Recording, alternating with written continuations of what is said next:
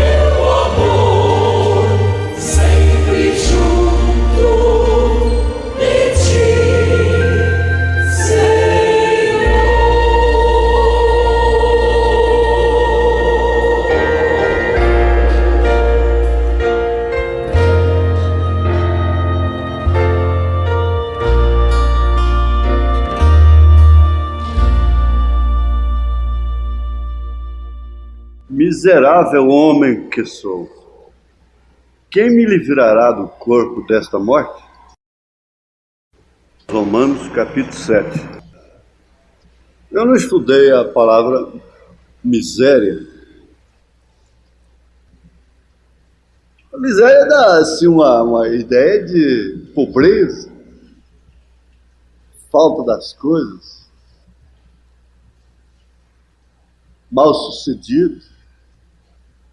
Mas deve ter um sentido mais objetivo para Paulo dizer: miserável homem que sou. Agora, se nós formos pensar na palavra caráter, que nós teríamos que ter muito tempo e obrigatoriamente nós vamos ter que ser objetivos na mensagem de ceia. Não podemos demorar. O caráter parte de elementos individualizadores, quer dizer, que individualiza, identifica a pessoa como tal coisa. Então, o caráter viria a ser qualidades, eu ponho por minha conta própria, pelo senso, qualidades que qualificam o indivíduo, a pessoa.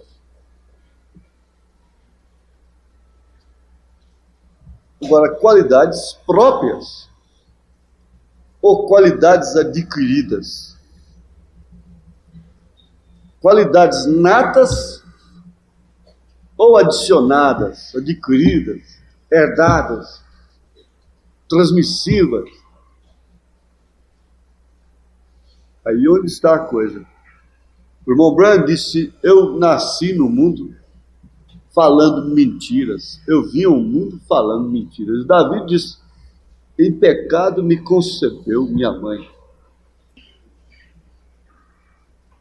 Isso é o nato. Isso é o do homem.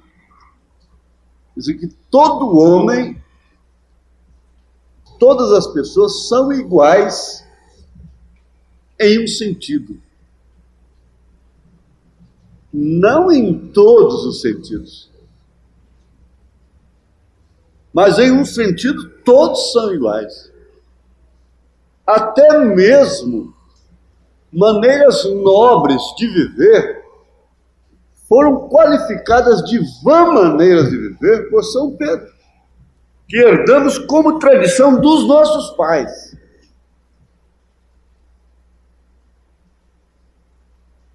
Miserável era o homem que não tinha aquela tradição antes de Jesus chegar na terra. Era o homem mais miserável, era pagão, era marginalizado, aquele que não tinha a tradição dos pais. Mas quando Jesus chegou, quando chegou a outra etapa, o evento da graça, então aquilo que era uma bem-aventurança tornou-se uma vã maneira de viver a tradição dos pais. Então já não era caráter mais. Já não era aquilo que qualificava o homem diante de Deus. Não era aquilo mais, era a graça. Você pode ver que Pedro falou assim: fomos resgatados. Não foi com ouro, nem com prata, que fomos resgatados da nossa vã maneira de viver, que herdamos como tradição de nossos pais. Mas aquilo se tornou em uma vã maneira de viver depois que a graça veio. Você vê isso nas 7 eras. O que fazer com a mensagem de Lutero, respeitando o que é um luterano apenas hoje? O que é uma fé luterana hoje?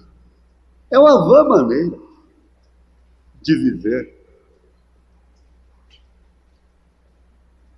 Então, há coisas que até certo ponto, até determinado tempo, é tudo que se pode ter, é tudo que se pode alcançar. Mas de um certo tempo para cá, aquilo não tem valor nenhum mais. Agora, quem faz isso é Deus. Então, aqui está o negócio da miséria: desgraça, infelicidade, estado lastimoso, deplorável, pobreza extrema, indigência, penúria, estado vergonhoso, indigno, insignificância, quer dizer, miserável homem que sou, desgraçado homem que sou, infeliz homem que sou, que lástima de homem que sou, que estado deplorável de homem, que pobreza extrema, que indigência terrível, que penúria é minha vida, que estado vergonhoso, indigno, insignificante. Com essa palavra, Paulo está falando tudo isso. Miserável homem que sou. Agora vamos. Paulo é seu pastor. E chega diante de você que já está lutando para se manter de pé, com varinhas de amora. A vara de amora não quebra mais de velho. Então toda hora você está caindo. Agora chega seu pastor, chega de longe e grita do lado de você, você recebe uma carta dele: miserável homem que sou. Quer dizer, desgraçado homem que sou. Mas o homem está acabando com a igreja desse jeito. Esse homem tem pecado, não é possível. Desgraçado homem que sou, infeliz. Que lástima é meu estado. Como está deplorável minha vida. Que pobreza extrema. Que indigência. Que penúria. Que estado vergonhoso. Quão indigno sou eu. Que insignificância é o meu ser. É a minha presença. Vamos voltar a deixar o miserável por lá. Vamos ver ainda um pouco de caráter. Já em suma, caráter é aquilo que somos. Agora, se você se associa a Paulo e diz: miserável mulher que sou, miserável homem que sou, sendo que caráter é aquilo que você é. Então vem de novo. Desgraçado, infeliz, estado lastimoso, deplorável, pobreza extrema, que indigência, que coisa terrível, que penúria, que estado vergonhoso, indigno, insignificância. Não tem significância nenhuma para ninguém. Uma menina te cerca e te dá uma florzinha, não é? Caráter é aquilo que somos. Agora vamos lá no William Marion Branham. Caráter não é um dom. Caráter é uma vitória.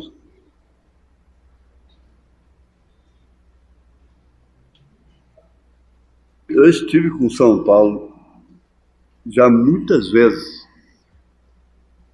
Já estive com ele. Eu já estive com Davi. Eu já estive com Moisés.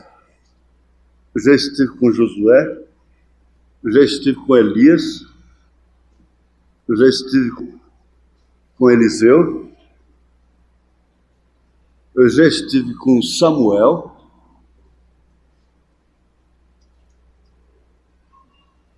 eu já estive com São Pedro, eu já estive com São João, eu já estive com Tiago, eu já estive com Paulo, com Silas, eu já estive com o médico Lucas, eu já estive com eles todos.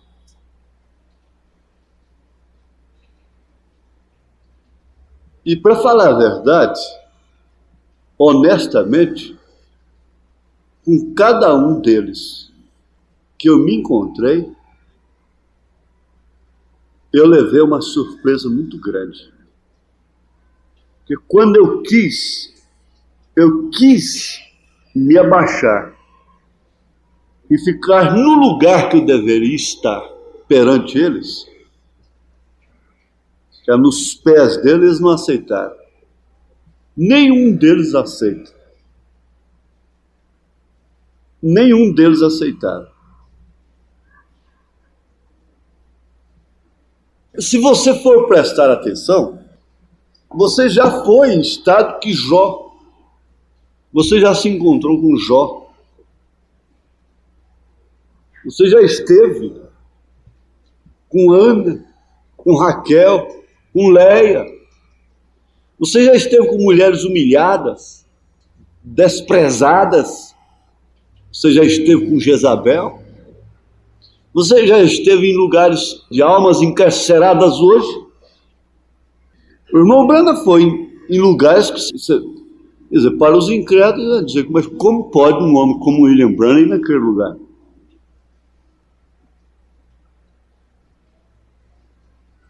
Mas eu já estive em lugar que você nem imagina. Se você me visse ali, você desmaiaria.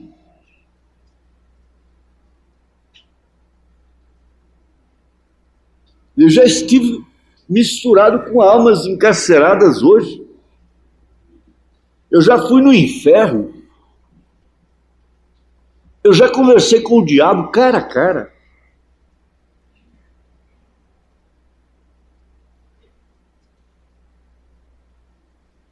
Eu já conversei com Jesus cara a cara. Eu já estive na região dos Saltos. Como eu te disse, eu já estive com Davi, não somente quando ele estava no apogeu de sua carreira, eu já estive com ele em momentos mais difíceis de sua vida. Não tem esta pessoa que chega perto de Abraão e não dê esse grito: miserável homem que sou. Mas o Abraão te pega pela mão e te mostra que ele esteve num nível até mais baixo do que o seu.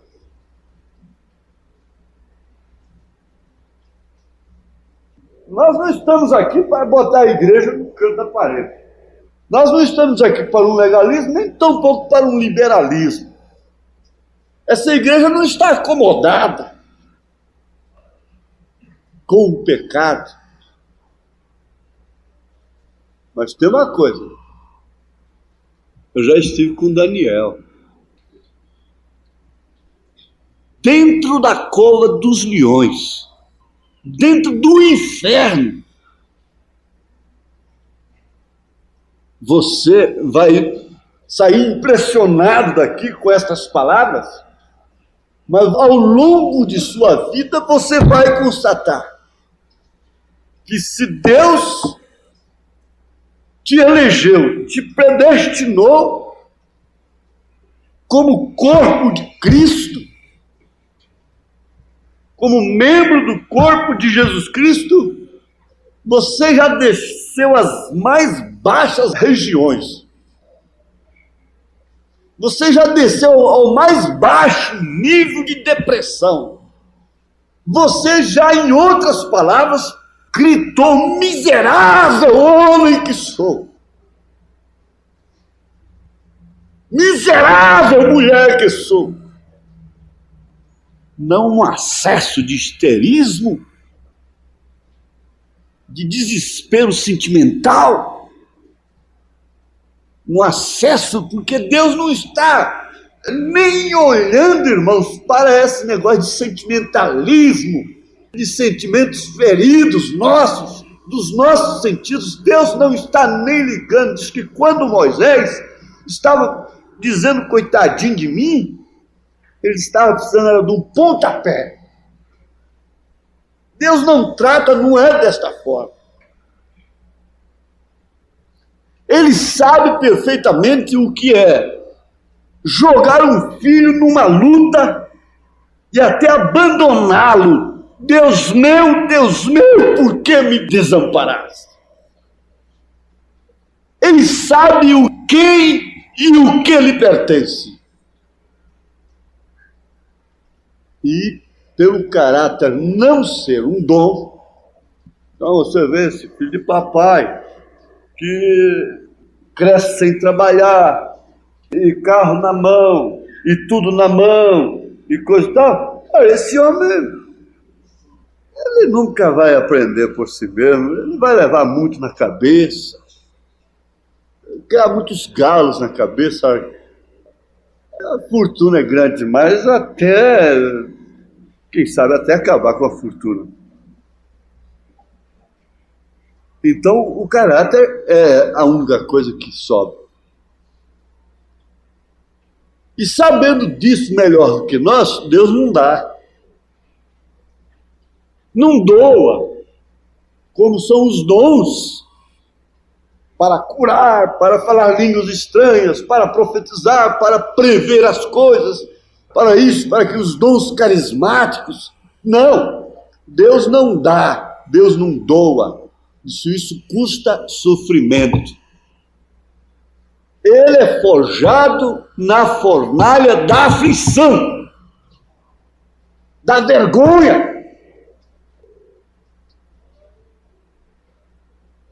É quando você reconhece, tem duas maneiras de reconhecer que eu sempre analiso aqui. Reconheço por conveniência, que não é nada, quando lhe convém. Às vezes você vê aquela moça passando ali no centro da cidade, nossa, chiquérrima. Mas que luxo terrível. O que ela faz é para aquilo. É para uma apresentação pessoal, visual. É o que ela faz.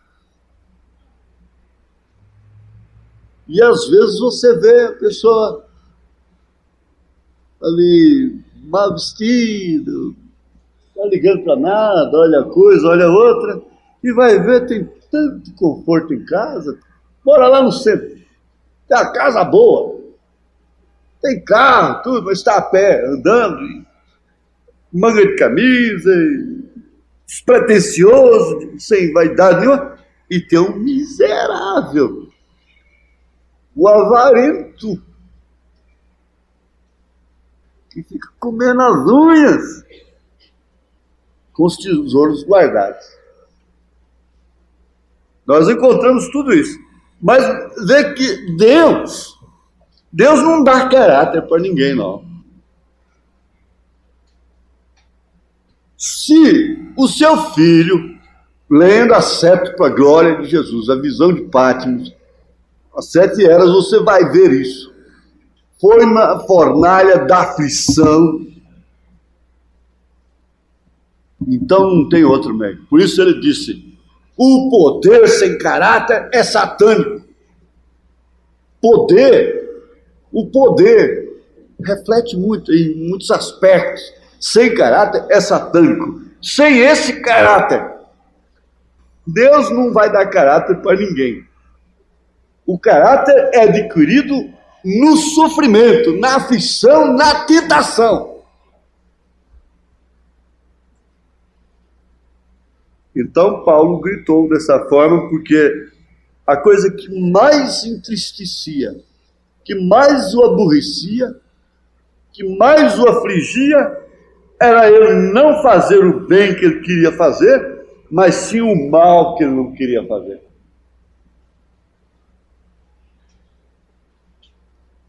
O mal que ele não queria fazer, ele fazia. O bem que ele queria fazer, ele não fazia.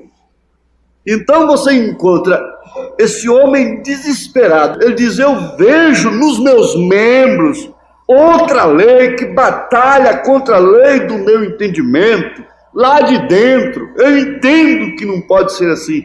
E me prende debaixo da lei do pecado que está nos meus membros. Miserável homem que sou, quem me livrará do corpo desta morte? Quem? É minha mulher? É meu marido? É meu pai? É minha mãe? É meu filho? É minha filha? É pastor?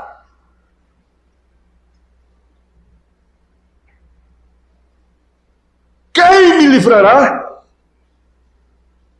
Aí eu fiz a pausa e dou graças a Deus por Jesus Cristo, nosso Senhor. Assim que eu mesmo, com entendimento, sirvo a lei de Deus, mas com a carne a lei do pecado. Isso não dá para entender que Paulo vivia em pecado. Só pecando, pecando, pecando, pecando, pecando. Dá para entender que mesmo não cometendo aquilo que ele chamou obras da carne, ele era pecador. Dá para entender que mesmo com toda a moral que ele tinha, com toda a santidade que ele tinha, com toda a prudência que ele tinha, ele continuava sendo um pecador. Ele tinha essas leis, as mesmas leis que conduzia qualquer outro àquela lista de Gálatas 5, malícia, lascívia, homicídio, adultério, prostituição, maledicência e coisas assim. Se essa lei está aí, porque tudo que você vê num homem está em você.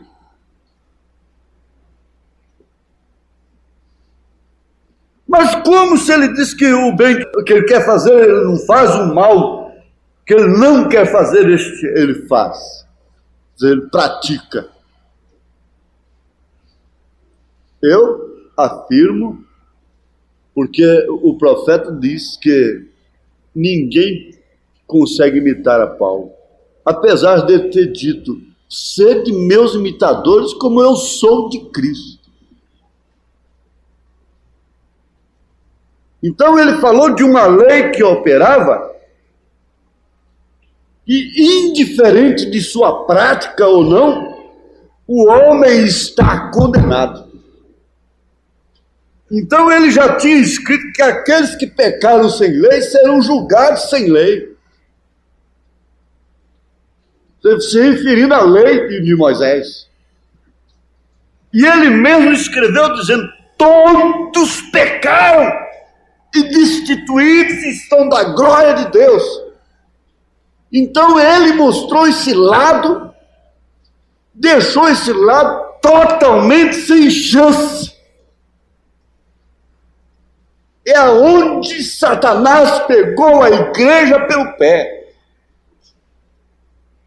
e fez ela engolir esse grande engodo, que a vida aparente, que a vida social é que leva o homem para o céu.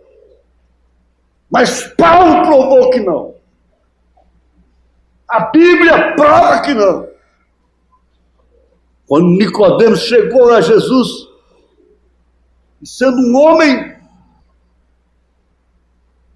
que ninguém podia pôr o dedo nele, Jesus disse para ele, te é necessário nascer de novo, se quiseres entrar no reino do céu. Esse é que é o quadro mais importante de tudo. Esse que é o quadro que Deus vê, admira e olha constantemente. Porque ele não falhou em uma vírgula sequer.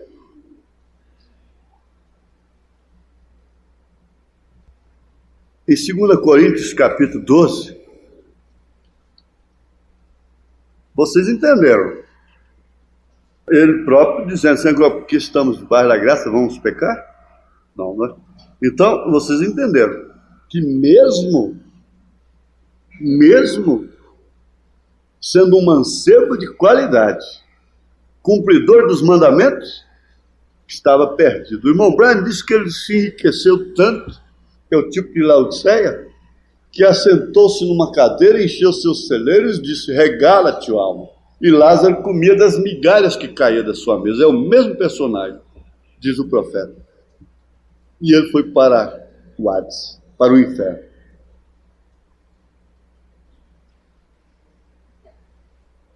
Isso aí, então, você vai ver que religião é muito boa até certo ponto.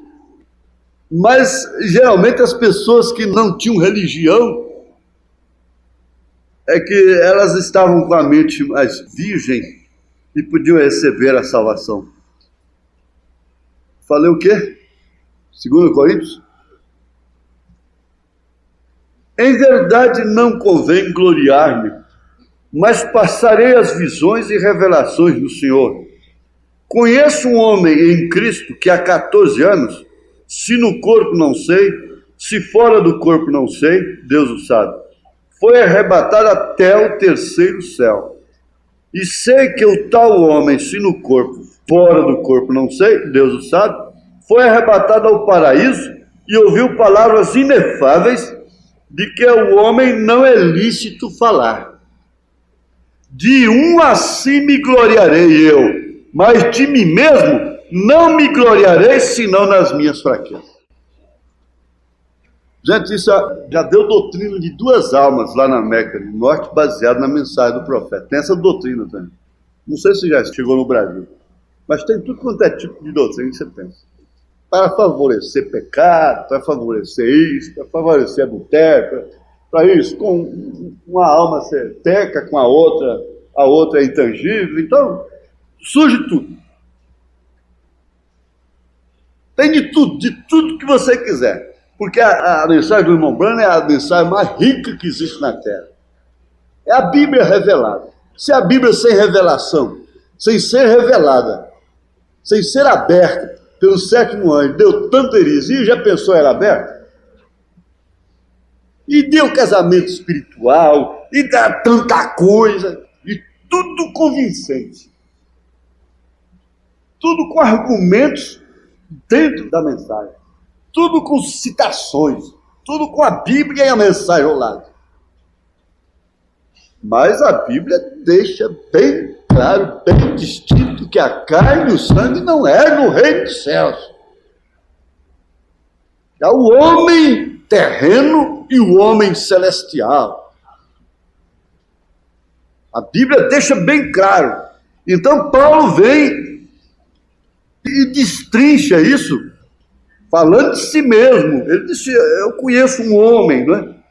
Um homem em Cristo, que foi até o terceiro céu. Ele disse, de um assim me gloriarei eu, mas de mim mesmo.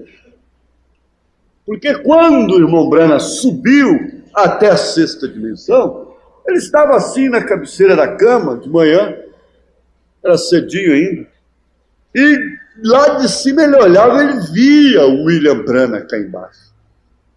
Ele via o trapo velho, cansado, se acabando. O William Branham que estaria sujeito a uma trombada de carro, a ferragens de carro. Ele via cá embaixo, reclinado na sua cama. Ele foi numa êxtase, levado até a sexta dimensão. Agora, quem foi? Foi ele? Quem que ficou? Foi ele? Quem é que foi? Foi ele? Você pergunta, quem que foi? Quem que ficou? Ele ficou? Ele foi? Como que é isto? Qual dos dois? Qual dos dois que foi? Aí então você vai ver que você não é isso que você vê no espelho. Você não é isso que você vê no espelho. Você não é isso que os outros veem. Me olham assim, eu me sinto desprezado. E me olham, e isso, e eu falto morrer, porque a minha saúde me obrigou a fazer isso. Escuta, estão te vendo, porventura? É uma palavra de ânimo. Quem é que foi? Quem que foi para lá? Foi a velhinha de 90 anos de idade? O anjo pegou na mão dela e ela tremendo. Aqui, ó, aqui. Você conheceu ela lá na terra? Conheci, essa é a irmã Julieta. Eu batizei ela lá com 90 anos de idade. Pois é, tem 3 anos que ela veio para cá, está com 93 agora. Foi assim? Não, veio uma moça formosa, muito linda, linda, linda, linda. Mas eles tinham enterrado, sepultado a irmã Julieta. Eu tô pondo um nome nela, né? Eles tinham sepultado a irmã Julieta, vamos supor, há 3 anos atrás. Estava debaixo da terra aqui. Agora vem uma moça mais linda.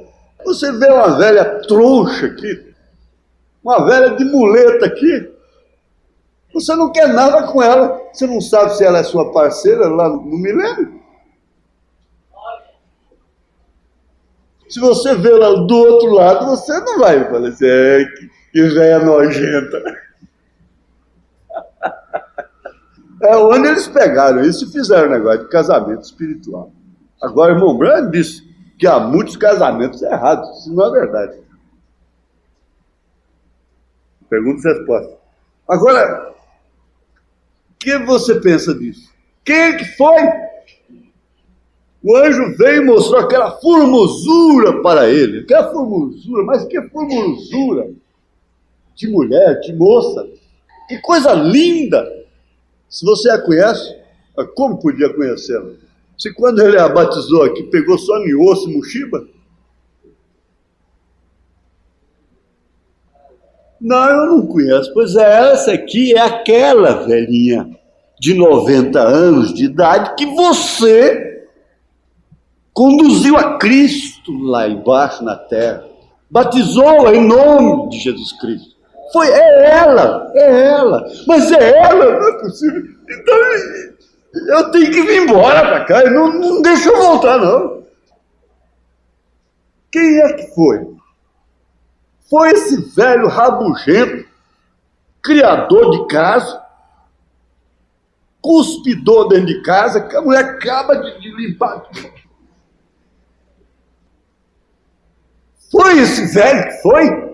Aquele garotão de 22 anos de idade, não está barrigudo, não está de cabelo branco, né?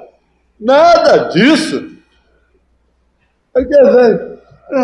Ana.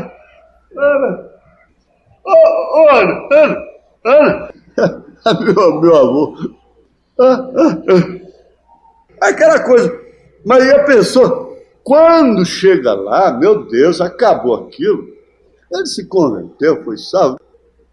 Quando ela estava passando muito mal para morrer, eu lembro que chorava. Falei, estamos sem sua avó, hein? Vai ser difícil ficar sem sua avó. E eu achava aquilo tão estranho ficar sem minha avó, né? Mas que coisa! Onde está a nossa fé? Quem é aquele homem? Aquele homem que acabava de dar um grito, eu via lágrimas corriam nos olhos dele. Na verdade, tinha um coração bom demais. Mas, meu Jesus, onde é que está essa velha hoje? 89 anos de idade? Que gostosura, que prazer. 2 pessoas? São 2? Eu vi botando a Ana Maria. Eu vi colocando dentro do túmulo. Eu vi colocando Maria Flora da Silva no túmulo. Eu ajudei a pegar no caixão. Eu ajudei a colocar minha mãe dentro do túmulo. Eu vi seu corpo, passei ao lado do corpo a noite toda cantando. Não derramei uma lágrima. Coisa melhor que tem é essa hora. Que alegria, que prazer de saber que ela não está aqui mais. Numa noite de trovoada, de vento, de tempestade, posso deitar debaixo de uma árvore, debaixo de um viaduto, em qualquer lugar, eu não tenho que pensar onde é que está minha mãe essa hora. Quando a pessoa parte com Deus é assim. É aquele descanso, aquela tranquilidade. E com razão ela me disse, não chores, e diga para tua irmã também não chorar, porque eu estou bem. Aquela miríade de anjos ia levando. Que coisa maravilhosa! E a Bíblia diz que vieram os anjos e levaram. Agora, qual dos dois? Qual dos dois é? Tinha sentimento? Por quê? Sei que sem Cristo, tão honrada como foi, estaria no inferno. Sem a graça, estaria no inferno. Miserável mulher que era. Miserável homem que era. Miserável homem que sou. Mas de um assim eu me gloriarei. Desse que pode estar com eles lá embaixo. Você vai meditar nisso. Não é para fazer dodói por pano quente em coisas que você pode se libertar e não se liberta. Não. Você está sofrendo o que Paulo sofreu. Isso lhe produzirá o caráter de Cristo. O maior sofrimento de Paulo não foi chicote, não foi nada. Foi esse grito, foi o Romanos 7.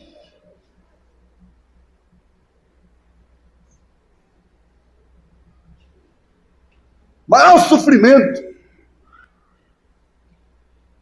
Eles protelando vida para transplante de coração. O médico deixou um bilhete, doutor fulano, o maior inimigo da humanidade, do homem, não é a morte, é a própria humanidade. Se ele fosse um crente, ele diria, é o pecado. É incredulidade nesta verdade que você é salvo, você é redimido, você é eleito, você é predestinado, você creu no sacrifício de Jesus Cristo e não vai subir porque cuspiu no passeio ali, porque alguém te viu entrar no bar e tomar um refrigerante. E o que fazem hoje? E ninguém espere, se você quer vir para a mensagem, você vai entrar numa igreja cheia de problemas. Que o diabo trabalha com ela. Tenta. Uma igreja de problemas, uma igreja de dificuldades. É a igreja de Paulo. Pronto, é a igreja de Paulo. Essa igreja é a igreja de Paulo.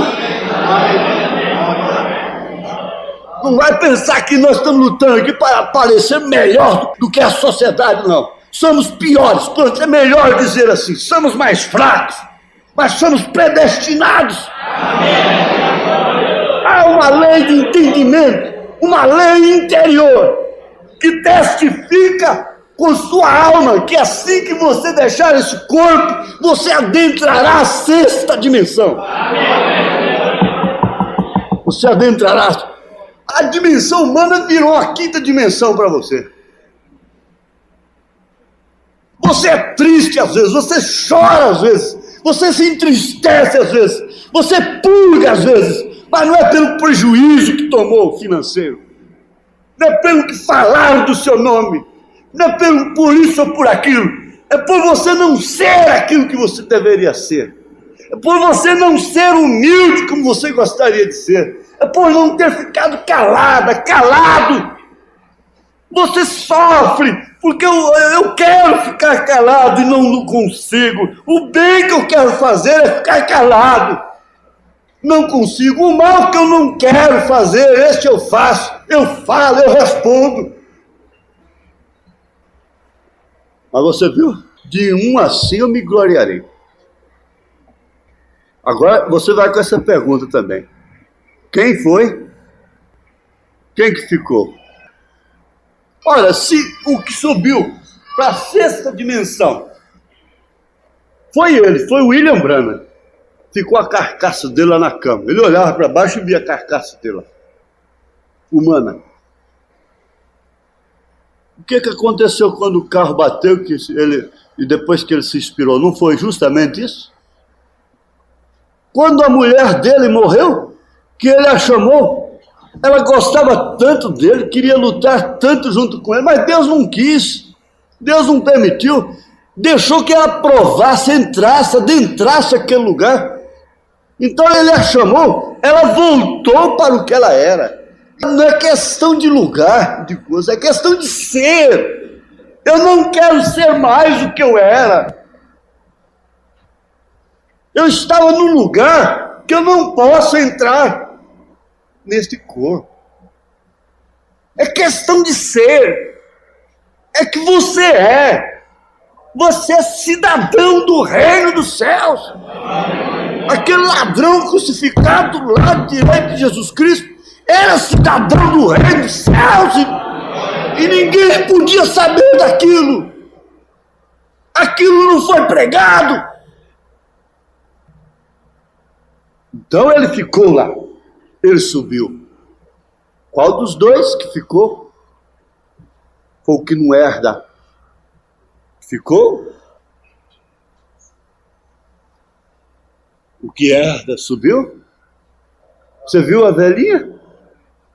Não vê nenhuma pessoa com problema de cabelo, problema de muleta, problema de espinha, problema de câncer, problema de diabetes, problema disso, problema daquilo. Não vê ninguém doente ali.